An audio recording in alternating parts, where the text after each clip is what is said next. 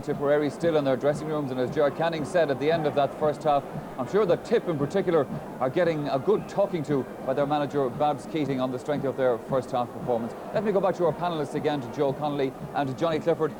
Before the break, gentlemen, we were talking about the Antrim defence and a few weaknesses there in the Antrim backline, but Tipperary have shown a few signs of weaknesses themselves, and particularly that first Antrim goal.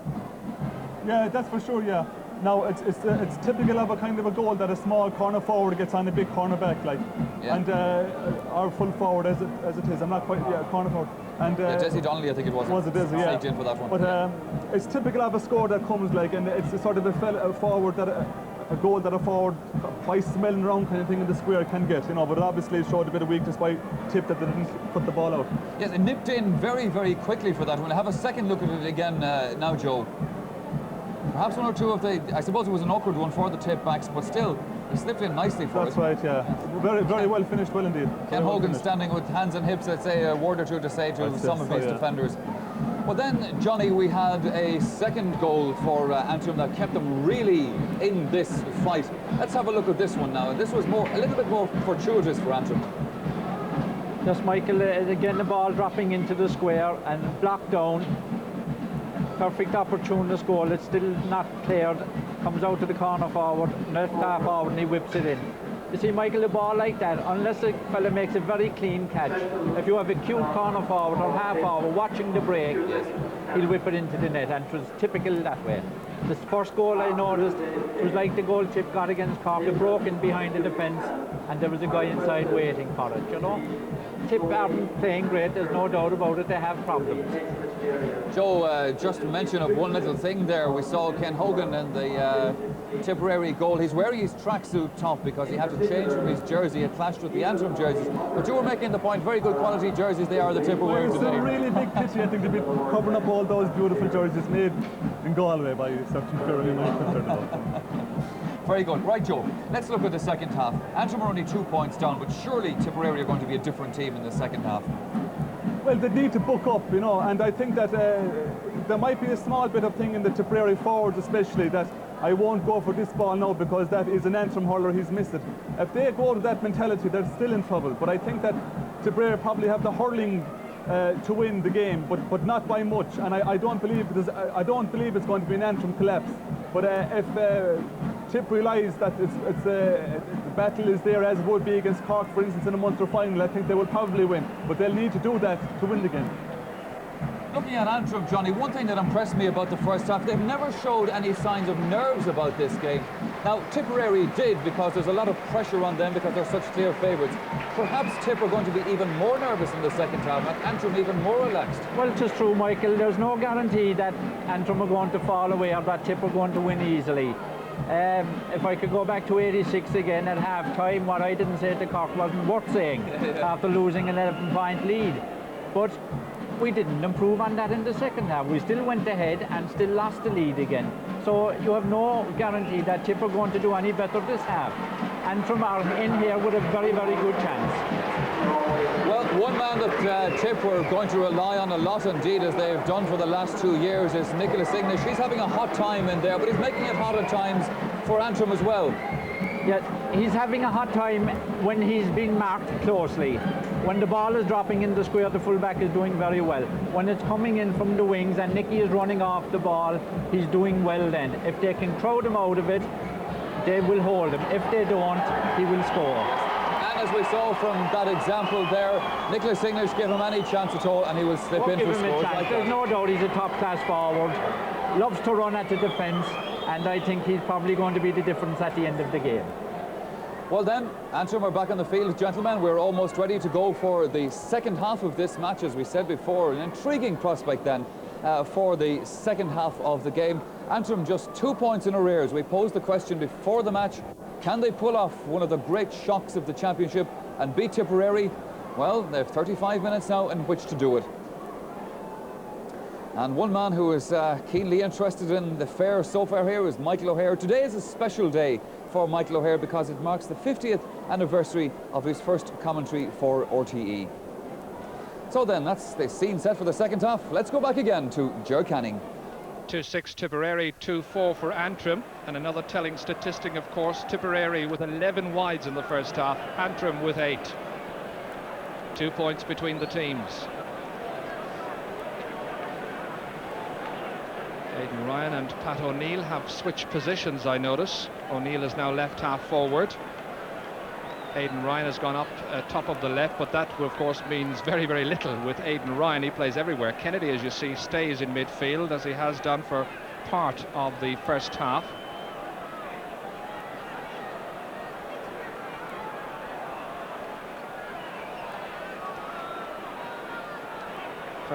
Denny McNaughton, I notice, as we start the second half. Denny McNaughton has gone left half forward for Antrim.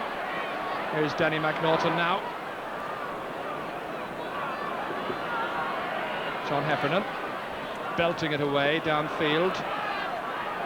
Aidan Ryan trying to pick up. Nicholas English industrious and pushing, and that's going to be a free for Antrim. I suppose the script that most people would have in their minds at this stage is that Antrim, after a brave battle, would fizzle out eventually. I wonder. Jared Rogan's long, lengthy free. Paul Delaney's going back there, number 7. Pressing forward was Des Donnelly. John Heffernan under some pressure. Whipped away by Colin Bonner, as good as ever, to Joe Hayes, his erstwhile midfield partner. Paul McKillen is there too for Antrim. But it's Hayes, left-sided, way upfield towards Nicholas English. What a lovely pick-up. That's a super skill. Terence Donnelly nowhere. Oh, Dominic McKinley went in very high. That's a dangerous challenge. Rather blatant, I would think. And the referee, quite correctly, calls him across and lectures him about that. No name taken, which is a little surprising.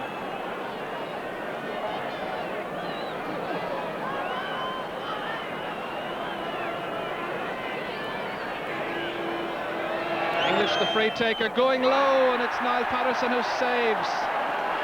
And Antrim have brought on a substitute, incidentally. Brendan Laverty is playing full forward for them at the moment. Danny McNaughton, who was full forward, is now on the half line.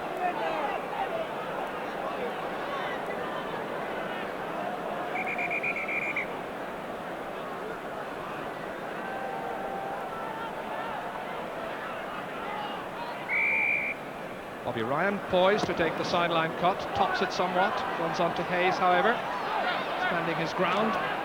Half blocked down by Paul McKillen, breaks back to Terence McNaughton, drives it long down towards Auchlan McFetrich, getting there ahead of Conor O'Donovan. Remember, his right corner back, O'Donovan's best position. Didn't have to close McFetrich down in any case, because McFetrich put it outside.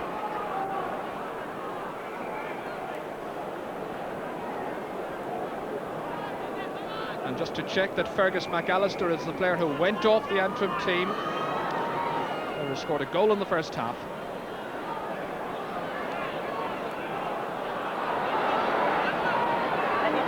John Kennedy stylishly rounding Terence McNaughton. Good centering ball in towards Pat O'Neill. Breaks down. English is the one who reacts smartest. Expected it to break out. Ran and what got their yards ahead of Dominic McKinley.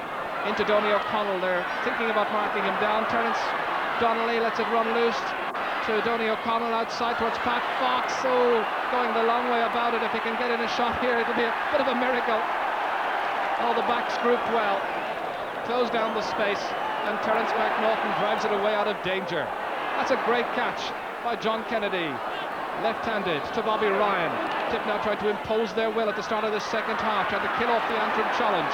It's taken shoulder high by Jared Rohan, and Rogan lets it behind. Donald Armstrong injured as he played that one away to Danny McNaughton. And the game now really picking up as Antrim try to carry the ball forward into Tipperary territory, in towards Brendan Laverty. It goes, the substitute at the start of the second half. It's blocked down by Paul Delaney. It breaks out, however, to Paul McKillen, the Antrim player, who persists, tries to drive it through. It's not easy. Tipperary defiant as ever. The shoulder there by Laverty on Joe Hayes, and Hayes gets it upfield to Pat O'Neill. Half blocked down. Not exactly stylish hurling, but there's a lot of passion involved and a lot of commitment as well by two sides. determined to reach the All-Ireland final, and it's English brilliantly over the bar.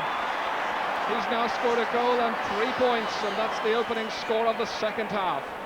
Manager Babs Keating in to have a word there with Nicholas English, who seems to be just that little bit faster than everybody else at reading the game. Sign of a great player. Colin Bonner. Interesting that in this match and in the Munster final, Bonner's ended up at centre half back, John Kennedy in midfield. Terence McNaughton can't hold. Aidan Ryan, as expected, is now out around the 40. Pat O'Neill likewise, shoveling it forward towards Declan Ryan. Runs into a challenge, plays it forward towards Donny O'Connell. Gerard Rogan out for Antrim, to the middle. Taken with difficulty by Donal Armstrong, Antrim's midfield player. John Heffernan here. Big challenge by Des Donnelly, but getting in a good clearance. He's played really well at left corner back. To Donny O'Connell, anxious to score. He's the only one of the forwards, Tipperary forwards, not to score so far. Pat Fox, who got that penalty goal. Trying to round Declan McKillen. The shot, oh, saved by Patterson, but it's gone out for a 65.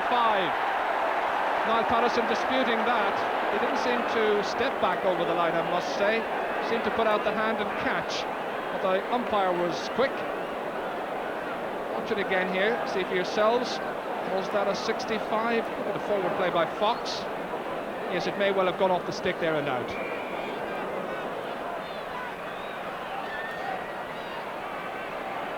Paul Delaney is ready. And at last, after 3 attempts, Paul Delaney has found the range. And Tipperary now, with those 2 points, beginning to take a decided edge. It's actually 2 goals and 8 points for Tipperary, Antrim 2 goals and 4.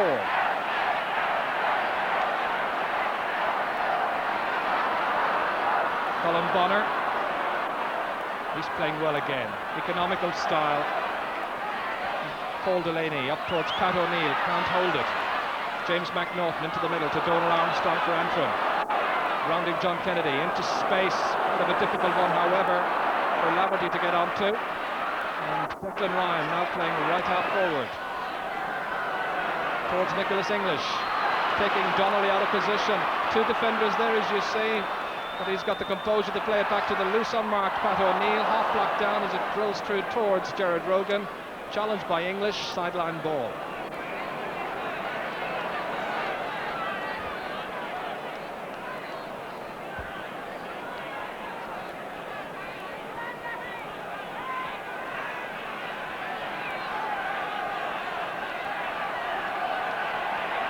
John Leahy is getting ready to come into the game, number 19. And I think it is going to be Aidan Ryan as the player has gone off. Hadn't made a great impression, but still scored 2 points, which wasn't bad going. Leahy is in, the Mullinahone man. First Mullinahone man, I think, to play in an All-Ireland semi-final. Straight out of minor, into English, and that's over the bar. What a great player this fellow is. He may have missed a lot of balls from frees earlier on, but give him a little bit of space and he'll respond.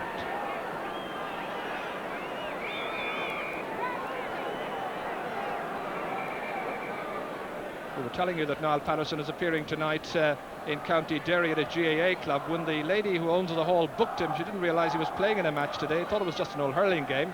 Told later it was actually the All-Ireland semi-final.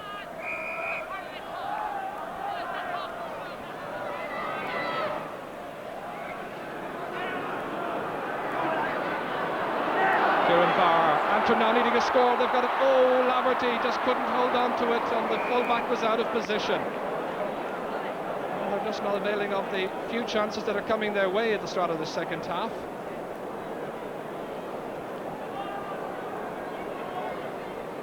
Well, we may have been critical of Tipperary's performance in the first half, but certainly they've responded well in the second half. They're looking a lot sharper, closing down Antrim at every opportunity and scoring well. And it's a good Antrim team, remember.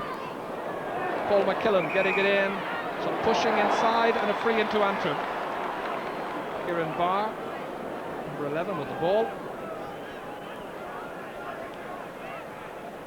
Certainly is enjoying his afternoon, Kieran Barr. It's going to be Ulcan McFetrich who will take this. He scored 3 points when the sides met here in the league quarter-final in March, 20th of March. 11 points between the sides on that occasion. Will he go for a goal now? He's putting it over the bar. And that's Antrim's first score of the second half. And Elkin McFetrich has got a goal and 2 of that tally. So Antrim staying in touch. And there's Eamon Hamill there and Jim Nelson on the left-hand side in the green top. Team manager and coach.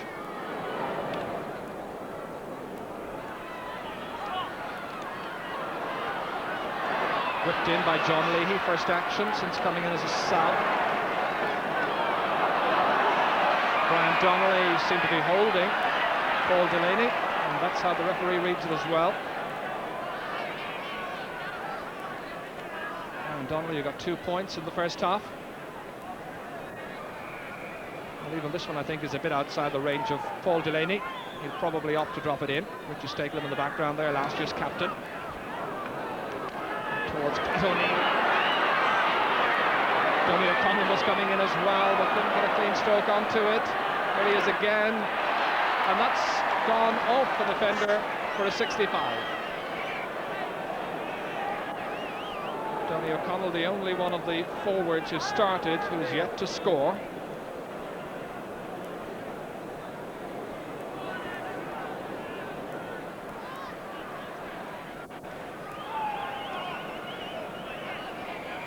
Will this one be possible for Paul Delaney to add to the 1 point he got already?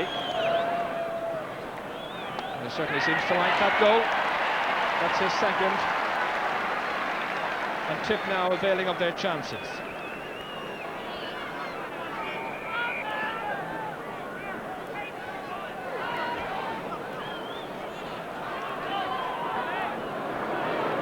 Kieran Barr can't hold, comes out towards Danny McNaughton, waiting for the break of the ball.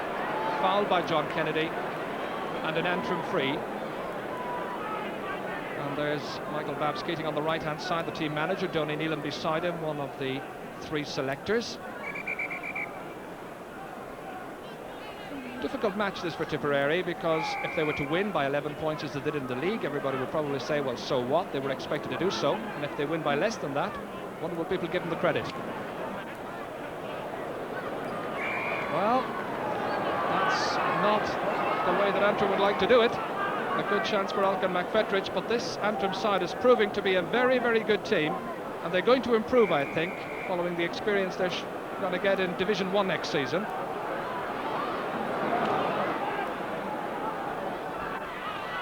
Donald Armstrong can't hold it.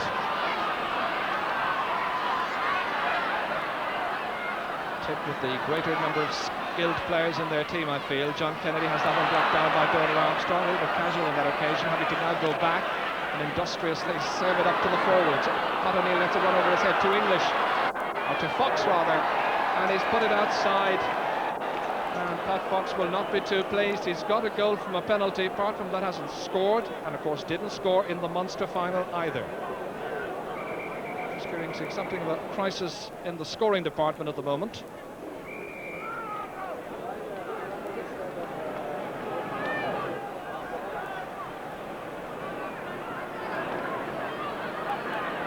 Donald Armstrong rather. And that's Paul Delaney not standing on ceremony, whips it downfield. Jared Rogan can't take it, Nicholas English does, serves it up to Pat O'Neill inside. Oh, it was intended inside for Pat Fox, it was unmarked. Antrim's marking from time to time, letting themselves down in front of goal in particular.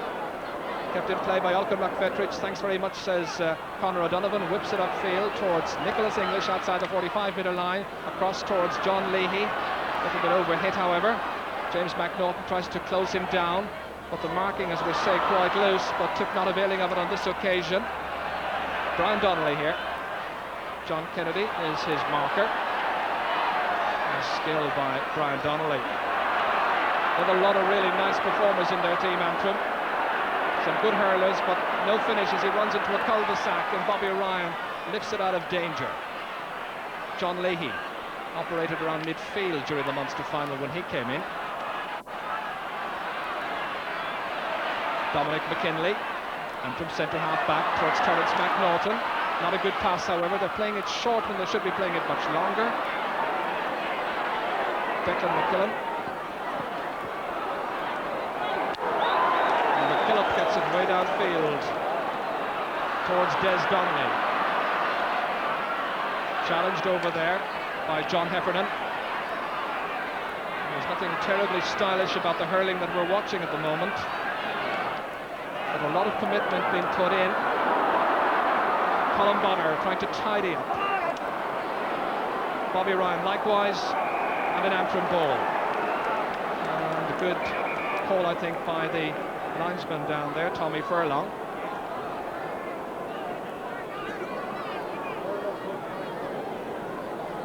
Paul McKillen will go across to take it. There's the score, 5 between the sides, and there's the time remaining. It's well cut up deep into the Tipperary goalman area, out by O'Sheahy, but only as far as Ulcan McFetridge and over the bar, and he's now got a goal and 3 points. Keeping them in touch, 4 between the sides now.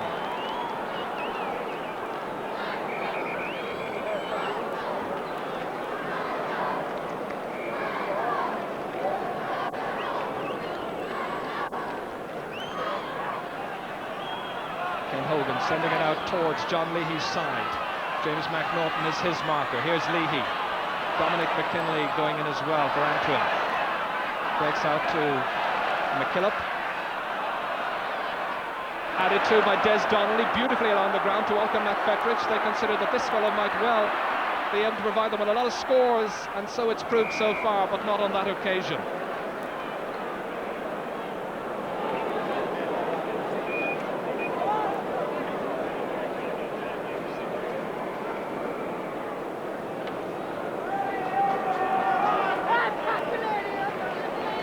Certainly the supporters here are enjoying this one, as Antrim have made a change. They brought in Shane Caldwell.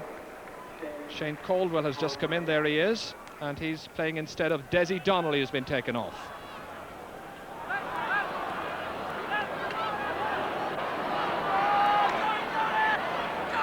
Joe Hayes.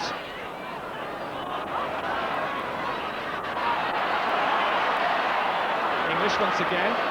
Now, can he get the half chance? Well, his jersey's been well and truly checked and unceremoniously pulled to the ground, and the referee calls across Terry Donnelly, and the Ballycastle McQuillan's player is about to have his name taken.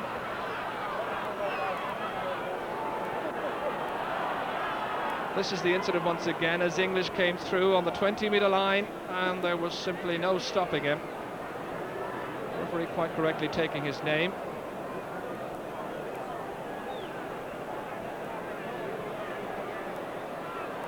John Dunton then signalling a free in, which Nicholas English will put over the bar. That's a goal and 5 now he's got, of that tally of 2 goals and 11. There scored 2 goals and 7 points when these teams met here in the league quarter-final.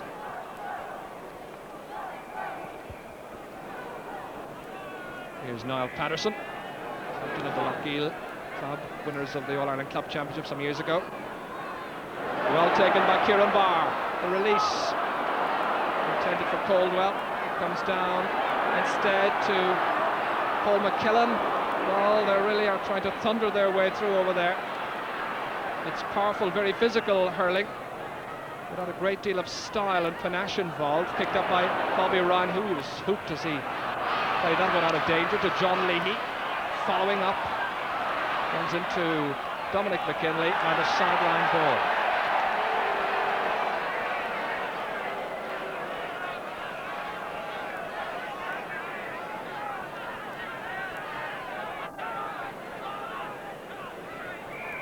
Eamon Hamill there, one of the selectors. There's 2 selectors there in the yellow and white, or saffron and white, I should say, t-shirt. McKillop and Terence McNaughton have now switched positions. Meanwhile, it's Donny O'Connell ranging in on goal, challenged high again, and the referee signals a free in. That high challenge there by Gerard Rogan is penalised. And a lot of these errors now coming in this second half as Antrim begin to tire somewhat. This is the high challenge, head high.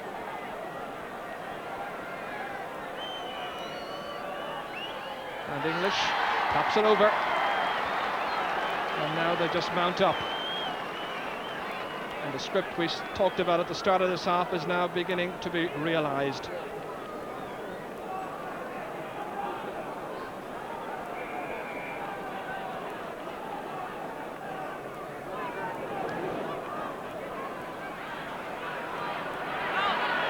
Joe Hayes and John Kennedy getting their calls somewhat mixed up, and it breaks down to Danny McNaughton playing on the left half forward position inside to Kieran Barr. Antrim needing a score, and that's gone wide. I think he tried to hand pass it into the goal, but he targeted it wide of the left hand post, and he comes away very disconsolately.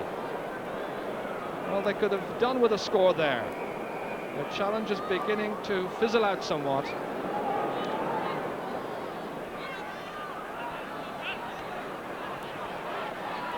Leahy, good pick up, instinctively releasing it to Hayes on his left hand side, and now it's becoming mere target practice.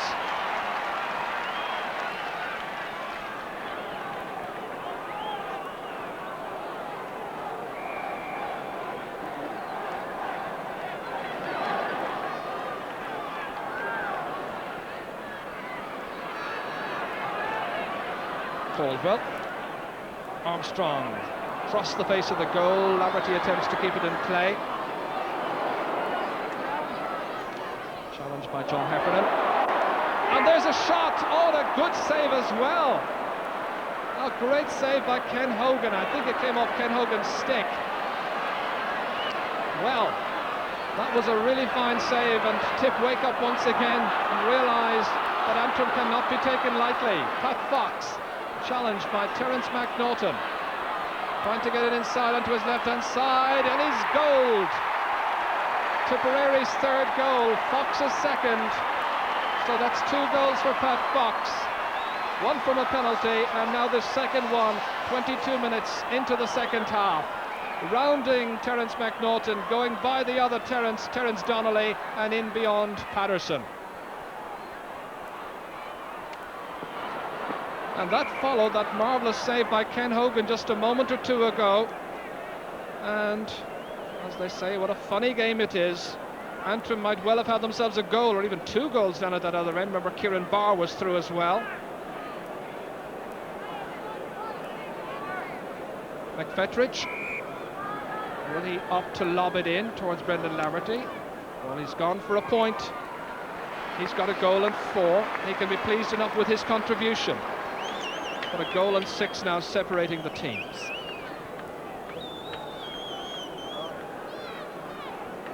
This is the incident just a moment or two before Pat Fox's goal. It broke down neatly to Kieran Barr, and that was a great save by Ken Hogan. And from that, they went up and got a goal. Back live with the action.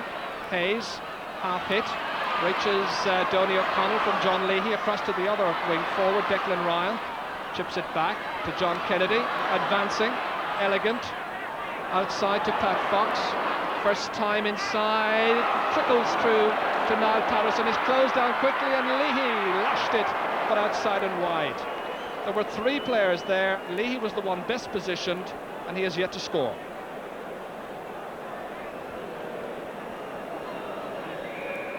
And the crowd certainly will have enjoyed the first half, especially the last 20 minutes or so of it, but now wondering, I'm sure, whether Antrim can sustain the challenge. Terence McNaughton has gone off, and I think it's Jim McKiernan who's coming in. McNaughton limps away. Jim Nelson says, well done, you did well, but it's time for a fresh man.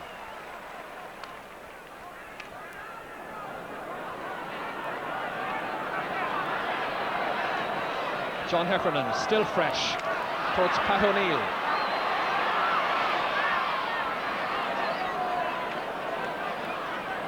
Nice sidestep there by James McNaughton, the team captain. There's an Antrim player down injured on the far side. It runs up towards Shane Caldwell. Inside to Kieran Barr, still centre forward, still playing on Colin Bonner. And Malcolm McFetridge tripped. And it ran through to Ken Hogan. Good calling from the back by Declan McKillop towards Malcolm McFetridge, and he was pushed this time by Conor O'Donovan. Oh, just getting a little bit nasty. John Kennedy reacting there. And Kieran Barr also involved. Referee wants the ball. Probably worth taking another look at. That long ball went downfield, and there was the push. What happened next? Ooh. And then this.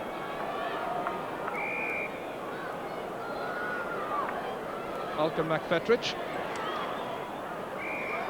makes no mistake. His finishing has been very good, but Antrim needing a goal or two now to stay in the contest. 10 minutes to go. Tipperary seeking their place in the All-Ireland final for the first time in 17 years.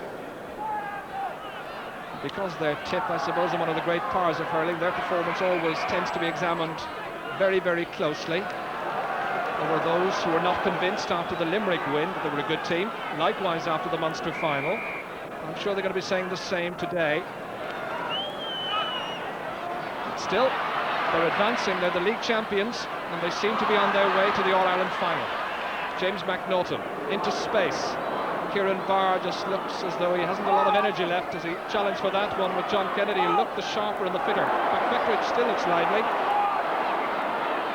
Colin Bonner tries to apply some challenge right across the face of the goal, and nobody there to apply the finishing touch. Kept in place by Shane Caldwell.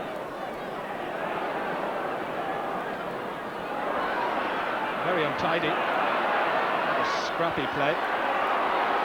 Brian Donnelly. And it comes to Shane Caldwell.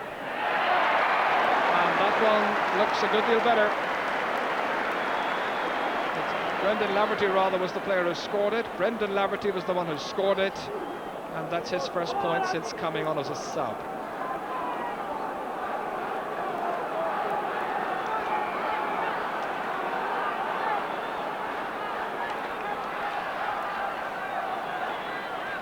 It's a really mighty puck out by Ken Hogan, really into the full back line.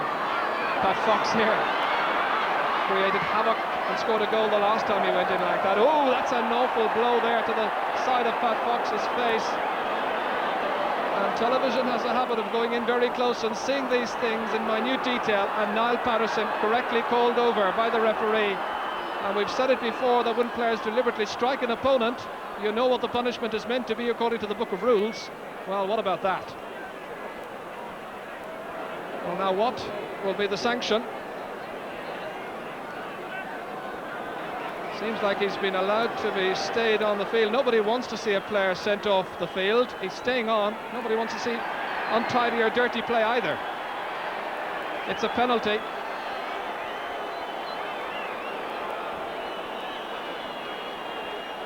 Pat O'Neill has gone off, by the way, and he's replaced by Cormac Bonner. It's a penalty in any case for Tipperary, the second of the game.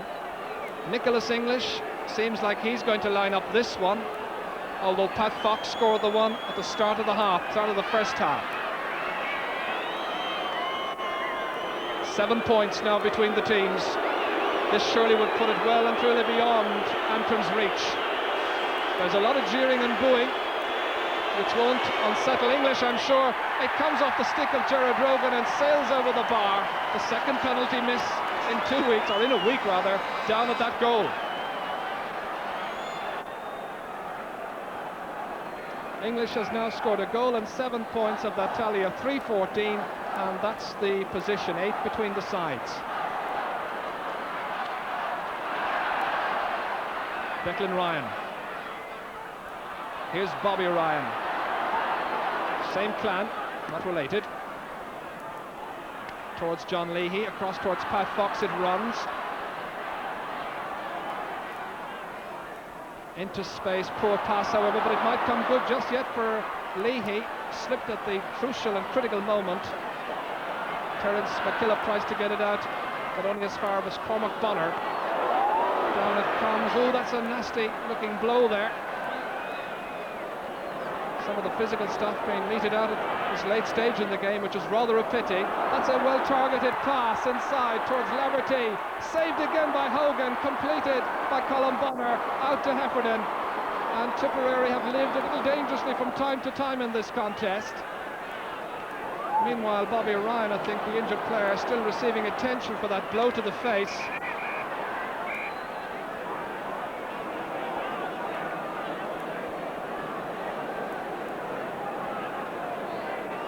Well, that's Bobby Ryan. He's received a facial injury. The right half back is having to leave the field. Cormac Bonner has now gone back into that position. And the referee has stopped the play, and he's taking the name of Jim McKiernan of Antrim. McKiernan, who came in as a substitute. Or is it? Danny McNaughton is there too. I think it's, yes, McKiernan is the one who has the name taken. So two nasty little blows there in the last few minutes.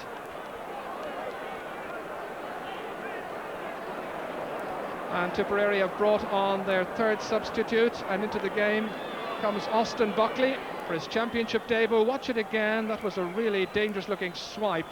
Take a look at it again. Whoa, very nasty. English outside and wide. Well, in a closer contest, of course, it might well and truly matter. But right now, Tip are on their way, surely, with only that amount of time remaining.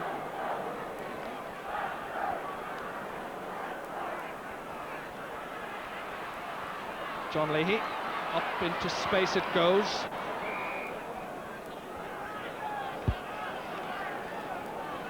And that's reminiscent, I think, of the days when Michael Keating used to take the boots off. And there we're seeing the feet of Donal Armstrong. I'm not going to repeat family history this afternoon, at least. His father, Kevin Armstrong, figured in that 1943 surprise when they beat Kilkenny up in Corrigan Park. One of the great shocks in the last 100 years of hurling. Dominic McKinley. Down towards Brian Donnelly it goes. But that's taken out of defence and whipped away from danger. And wide.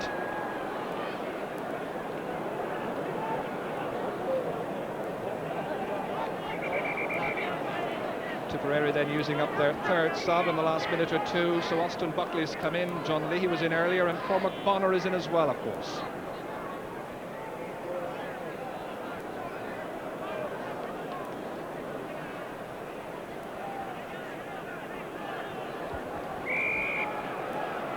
Niall Patterson, and the booing continues because a section of the fans feel that Patterson might well have been removed from the game for that foul on Pat Fox. Austin Buckley claims it should be an Antrim ball.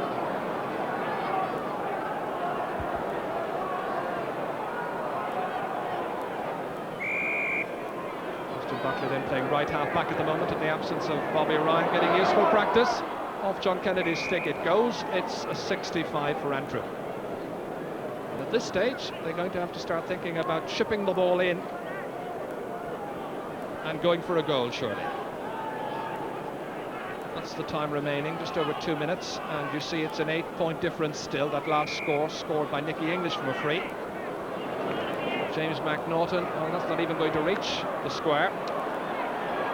Austin Buckley out to the loose player who's Declan Ryan. Steadies. Looks so composed for a player who's just 20 years of age. Nice pick up by Fox, trying to turn into the left-hand side. And that's the A1 position for that.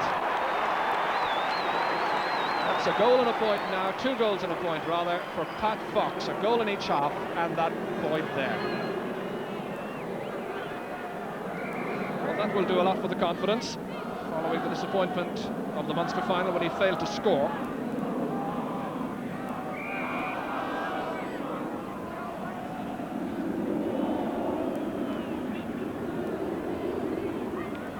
Kieran Barr stretches but can't reach.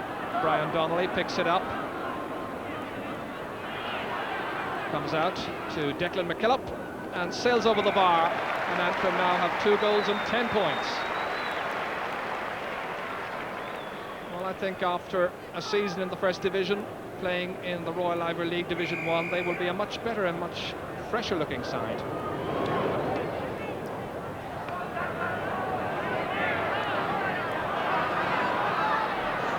Dominic McKinley. And That's wide off the stick there of Joe Hayes. Antrim, I think, will be delighted with their performance, but really their over-aggressive and physical tackling in the last 10 minutes of this game is surely not a welcome sight in Championship hurling. It started to happen, I think, when they began to tire.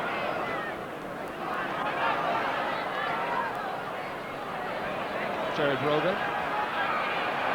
Point around John Leahy, fouled, and a free which midfielder Paul McKillen will get ready to take. This one will surely be dropped in with just 15 seconds of actual playing time remaining. Into the goalkeeper's arms, held in there. You can't tackle the goalkeeper inside in that small square.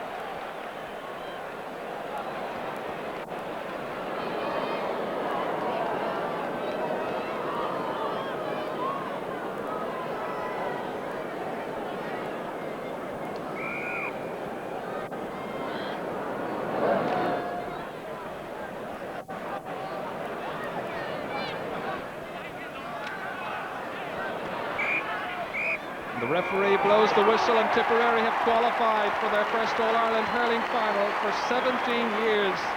Victory came with the final scoreline of Tipperary 3 goals and 15 points, Antrim 2 goals and 10. A proud day for the Tipperary fans, and the years of waiting finally at an end. And you know what crowds and what scenes we should have here in Croke Park in 4 weeks' time, when Tip will contest their 31st All-Ireland final. Plaudits as well for Antrim. Most of the time their hurling was of a very stylish, very skillful nature, perhaps lacking craft at times also. But we have to say once again that some of the physical stuff there at the end was most unwelcome, in particular the blow by the goalkeeper, and then that blow onto the head of Bobby Ryan, which forced him to leave the pitch. But it's Tip who are through to the All-Ireland final. Yes, indeed, as Ger said, Tip through to their 31st All-Ireland final, but the more important thing for Tipperary supporters is their first since 1971. Make way once again for the blue and gold in an All-Ireland final at Croke Park, and you can be sure that they'll be up in their thousands and their hundreds of thousands if they can get their tickets for that game. So then, Tip, as expected, through to the final. But what can we expect from the second semi-final? That depends on whether you're a Galway man or a Offaly man. That semi-final is coming up very shortly.